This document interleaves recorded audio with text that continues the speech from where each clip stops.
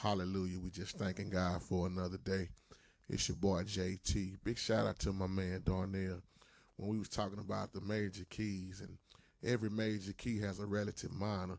So I had did the video on this, and you said it really didn't make a lot of sense to you. So hope this could help you. You know, what I wanted to do was just put this chart on here. This for just everybody that don't, still trying to understand the major keys and the relative minor, because this is how you get confused on naming the keys wrong a lot of times, or not understanding how a solo in A minor might fit in the key of C major. So if you look closely on the left hand side, you see all the major keys, and then on the right hand side, you see the minor that go with it, like C. You look on the right hand side, you see A minor, and then you see D flat up under there, and then if you look to the right, you'll see B flat. You know, and then you'll see D major, you'll see B minor.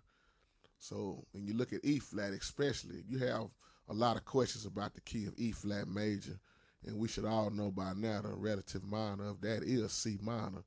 You know, and then especially when you're looking at sheet music, you always see key signatures. Especially in the key of A flat.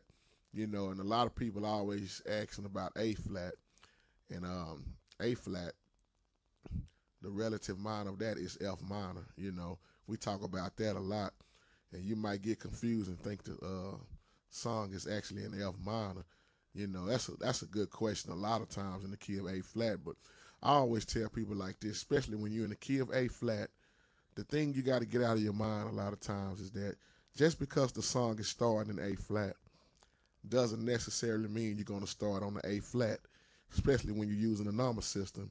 It might be in A flat, but it might start on the 4, which is D flat.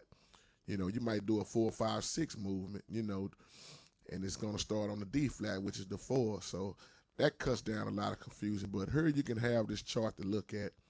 You can just go all the way down, all 12 keys, and you look at the majors, and then look to the right.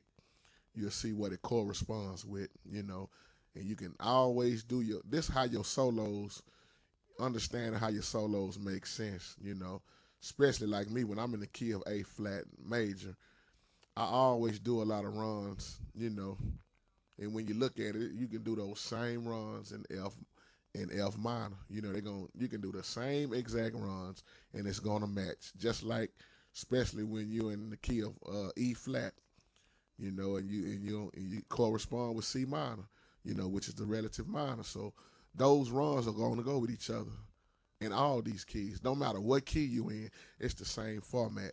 So hopefully, looking at this chart can help you understand what I was saying in that other video, because now you can just look at the chart and look right across. So when you're at home, you can get on your keyboard and look at this chart and just play around with your runs, like you were saying.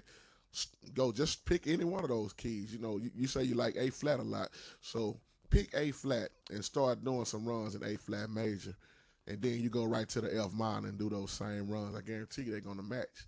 So hopefully this can help you, and I pray to God it does, and you be blessed.